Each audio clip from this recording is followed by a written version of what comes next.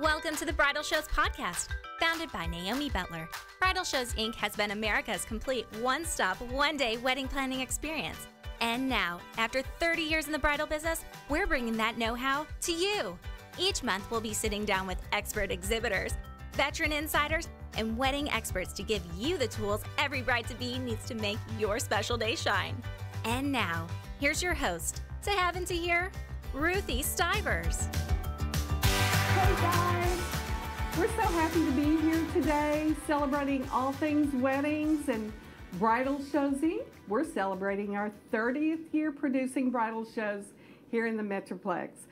This is our first ever monthly bridal shows podcast designed so that you, the bride, can gain valuable insights, tips, and trends for planning your dream wedding. And the 7 shows we produce a year will give our exhibitors the opportunity to build one-on-one relationships with you, the bride, at the shows. Speaking of, our 8th year Las Colinas Bridal Show is coming up this Sunday, January 13th, at the Irving Convention Center from noon to 5. Then at the end of the month, January 26 and 27, we'll be celebrating going into our 30th year for the big Dallas Bridal Show at Dallas Market Hall. That, by the way, is from 10 to 5 both days. I've been with the company for 30 years now, so I've seen a lot of changes. I've seen things come and go, but one thing I do remember years ago, you would see the bride walk in with her mom and dad would have check in hand, and he would be ready to write that check for whatever his daughter wanted. But things are different now. Now the brides are older, more independent, and so couples are actually paying for their own weddings. And because of that, they're booking their weddings a lot further out. So that's a big change. And one obvious change is that first show, we had a handful of exhibitors, exciting exhibitors. But now at our big Dallas Bridal Show, we have over 300 great businesses there, making it one of the largest bridal shows in the whole U.S. You can attend the shows now and literally plan your whole wedding under one roof. And you can feel safe at our bridal shows because all of our exhibitors have been vetted. Only the top businesses in the Dallas-Fort Worth area are in our shows, and you'll be meeting some of these professionals today. For example, we have a wedding cake master, a celebrity wedding planner, and we've got a director from Mary Kay, and they've all been in the shows for years and years. And in the future, on this Bridal Show podcast, you'll get to meet exhibitors in many different areas such as linens, travel, catering, bridal gowns, wedding venues, and many, many more. So let's just get right to it and meet these companies. If you have any questions, feel free to ask, and we'd love to hear from you. So when we come back, you'll meet our first guest.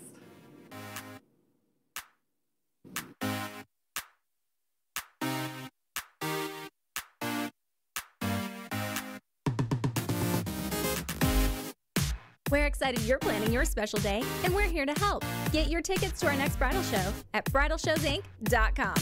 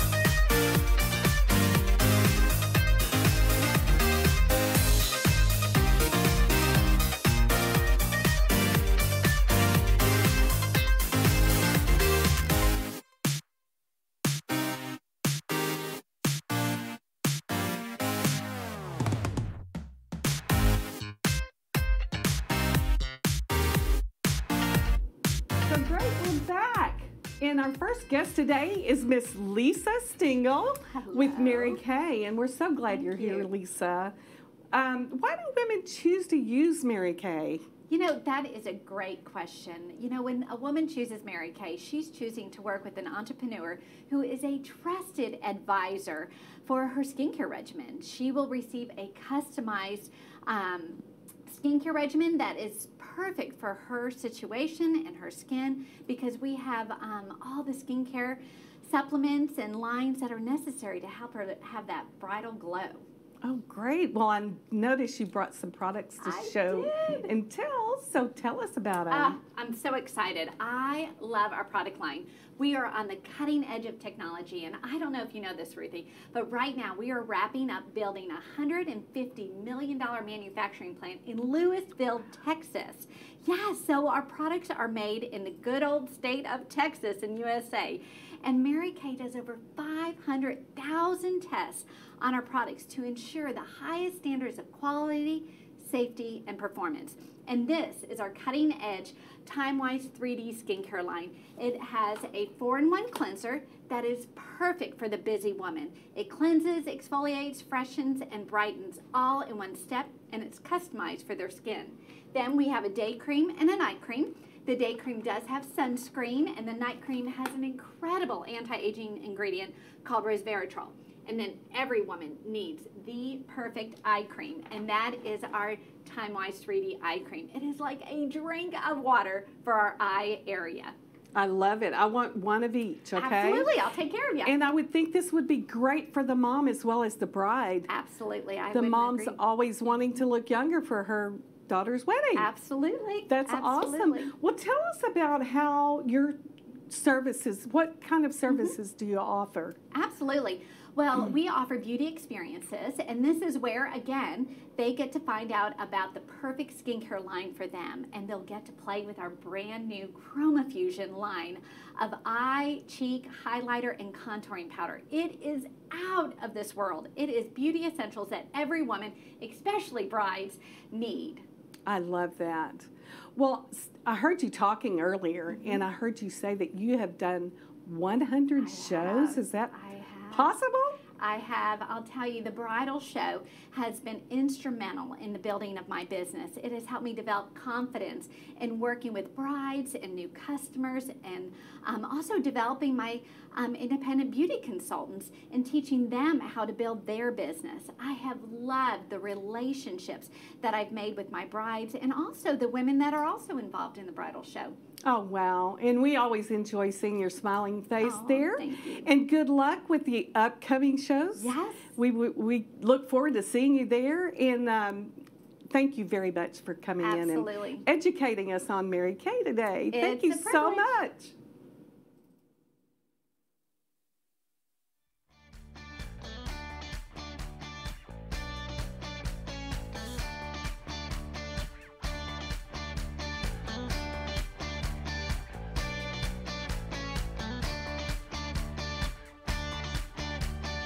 Don't go anywhere. We'll be right back with more from the Bridal Shows podcast right after this.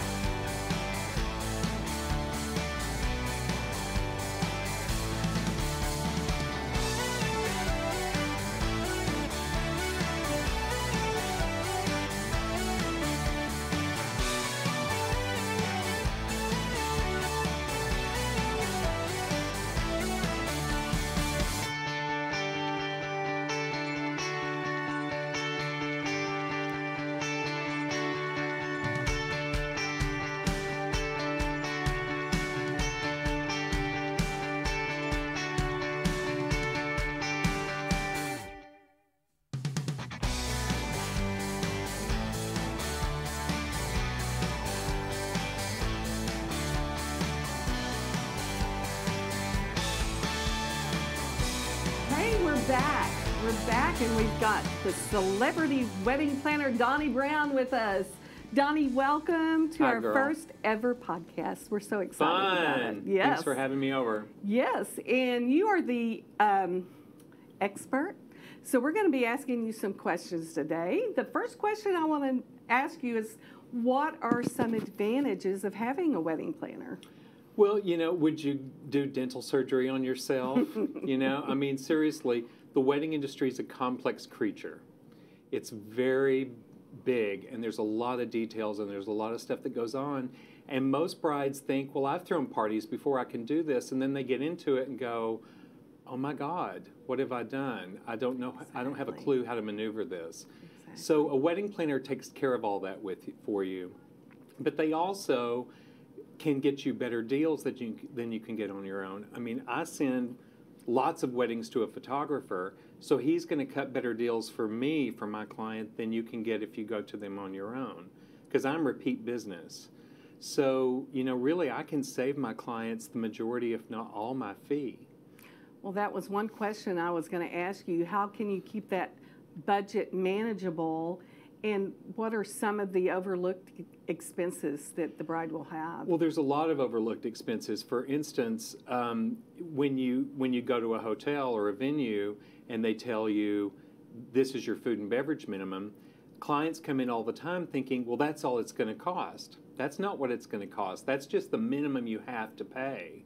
So there's one part of it. Plus, there's a 22% service charge gratuity and tax on food and beverage, or 22% service charge gratuity plus tax.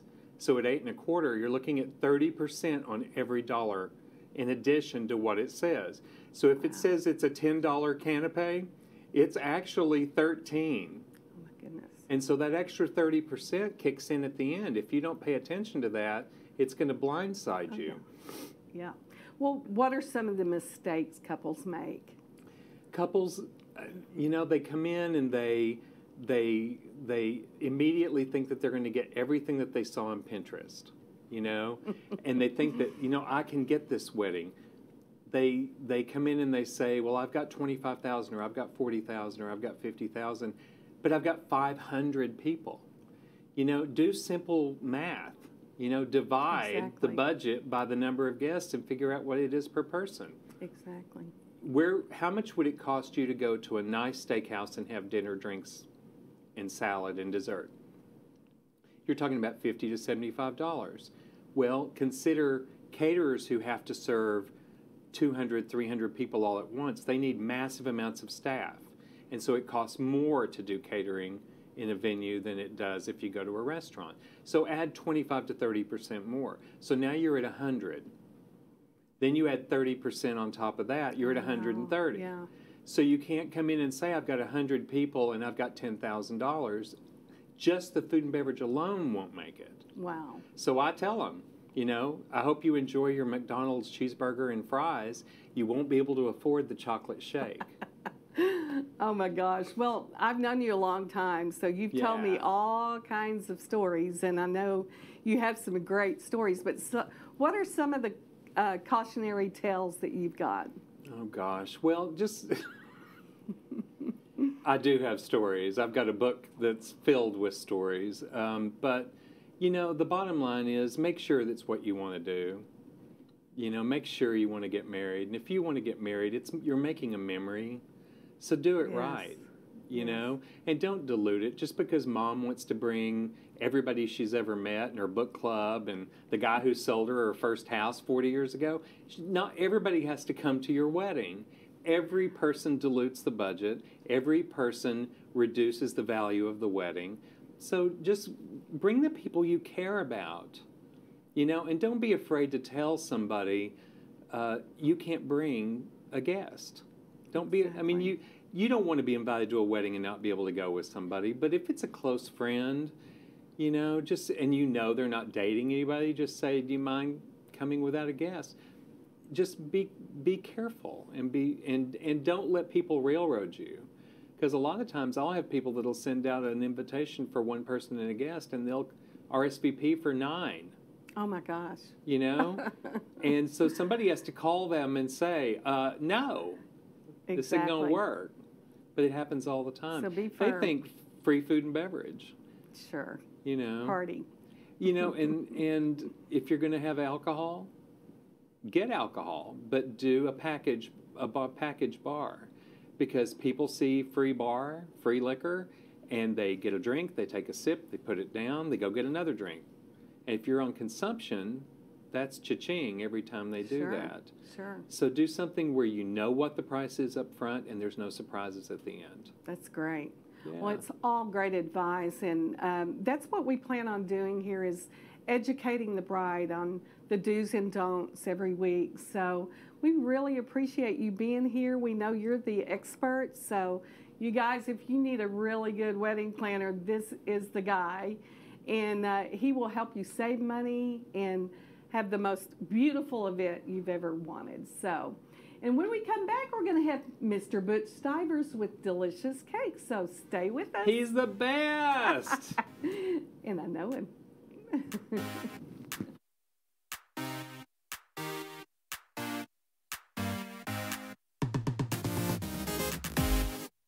We're excited you're planning your special day, and we're here to help. Get your tickets to our next bridal show at bridalshowsinc.com.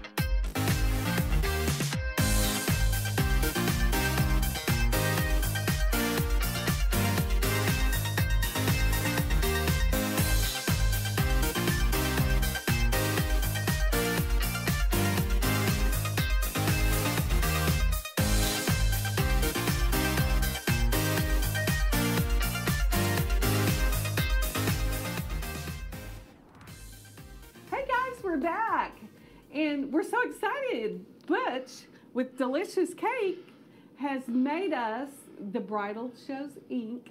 30th cake for our anniversary. It's gorgeous. Thank you. Well, you're welcome. It's hard to believe it's been 30 years. I know it is. I was just sitting there just doing a little calculation. You realize I've done 119 bridal shows? I believe it. I believe That's it. amazing. Time goes by so fast. Well, we're so glad to have you today. Well, it's a pleasure to be here. And I want to ask you some questions about the cake planning and all that. So tell us what the significance of a cake is. Well, that's kind of a good question because, you know, the history of the wedding cakes go back a long way. It's always been a big part of the wedding. In fact, if you go back to ancient Rome, the groom used to smash a barley cake over the head of the bride. Now, you can imagine that not lasting very long, but and I guess that lasted up for a while. And then in medieval England, couples used to kiss over a pile of buns. The significance was for prosperity. So as time goes by, you know, recipes changed and they started they started trying to do more with cakes and stuff. About mid-16th century England, sugar was becoming more plentiful. And of course, the more refined it was, the whiter it was. So that's hence the white cake icing came into play. In fact, it was a staple of the wealthy. The whiter the cake, the more wealthy the people were. Wow. And then, you know, during this time period, traditions started to develop. In fact, you know, the tradition of the single ladies taking a piece of wedding cake, taking it home at night, putting it under the pillow and sleeping on it in hopes that they'll find a groom during the next year. And the other one, and this is funnier because by now the wedding cakes were made with heavy syrup, fruit, and alcohol, and they had the shelf life of a Twinkie. So the bride and groom were supposed to take the top tier, wrap it, put it away, and then on the birth of their first child, to celebrate that, they would bring it out and eat it. Oh. So that's how that started. That's how that started, yeah. And, you know, as time passed between mid-16th century on up to almost today, tiered cakes became popular. And, of course, the wealthy, the more tiers the cake was, the wealthier the couple was, or the couple's parents were. And in fact, in 1947, when Queen Elizabeth got married, do you realize her wedding cake weighed 500 pounds? Oh my gosh. Thank God I didn't have to deliver that one. But, you know, today, wedding cakes are really the ultimate vehicle for self-expression. Okay, we find a lot of brides, you know, expressing themselves in their wedding cake. So that's why there's so many designs. So many designs, and some of them be pretty outrageous. But most of what I see, most of the brides elect to have a cake that ties, you know, kind of tastefully with her decor. Well, what are some of the most outrageous cakes you've ever seen? Oh my gosh, I've done you remember, well, you're probably not old enough, but 1960s robots. You know how square they were. Yes. I've done a wedding cake like that. Done a lot of fairy tale themes, Beauty and the Beast, Cinderella. I've even done some Mickey Mouse themed wedding cakes. So, oh, wow. Yeah. Well, what are some of the new trends that you see out there now? Well, you know, in the Dallas-Fort Worth Metroplex, you know, with all the growth that we're having, we're seeing a lot of new venues pop up on the very outskirts of town. And a lot of those are in areas where they're doing country themes. So we see a lot of what I call country chic wedding cakes. Yes. Where they're naked, they're decorated with fruit, decorated with flowers. Also, some of the bigger venues that are on the outskirts actually have two venues. They have a country venue, and then they have a more elegant house setting. And brides in town, they're still doing the elegant cakes. Very good. Well, tell me, I'm hearing a lot about fake cakes with sheet cakes versus all real cake. What's up with that? Well, okay, let's get real about this for a minute. In the Dallas-Fort Worth Metroplex, there's 45 to 50,000 weddings a year. Average wedding is like $27,000. So that equates to a guest count of like 130 to 150 guests. And there's really no real reason to do a fake cake like this would serve 130 people. There's no cost benefit to do that and to do sheet cakes. But I've done a lot of weddings lately where the guest count is 300, 400, 500 guests. And for those, just think about this, a 6-tier cake would serve 300 people. Okay. So you can imagine if you have 600 guests how big that cake is. Oh my goodness, yes. Now cakes get smaller as they go up. So when you have a staff trying to cut a cake that's maybe 10 tiers tall and it's sitting on a 30-inch table and or a 60-inch table, and they're standing on a ladder, leaning over it, trying to cut the cake, you can imagine how dangerous that would be. Not only that, do you realize how long it would take to cut a cake like that? Sure. When you have more than 200 guests, it's really beneficial to do what I call a fake cake with maybe a wedge so that they can have a cutting for photography and everything, and then have sheet cakes in the kitchen. Sure. The staff can cut them, get them plated, get them served, quickly. Oh, that makes so much sense. And those are all great tips. And Well, here's the other thing about sheet cakes, because traditionally they're 2 inches. right. So, and you don't want to serve your guests a half of a piece of wedding cake. So what I do is I stack one on top of the other one with a filling, so that when they cut them, your guests will get a normal-sized piece of wedding cake. Oh, wow. So there's the And I myth. suppose with a name like Delicious Cakes, your cakes are delicious, right? I certainly hope so. Well, we can't wait to see you at the next 7 shows this year. Well, so I can't wait to be there. One of them's this weekend. you will be handing out samples, right? Absolutely. All right. So brides, you can come out and get your yummy, delicious cake samples and enjoy the whole show and just really find a lot of great exhibitors that you can use in your dream wedding. We're so glad to have you today, and we can't wait until our next podcast. So thank you so much for being with us. Bye.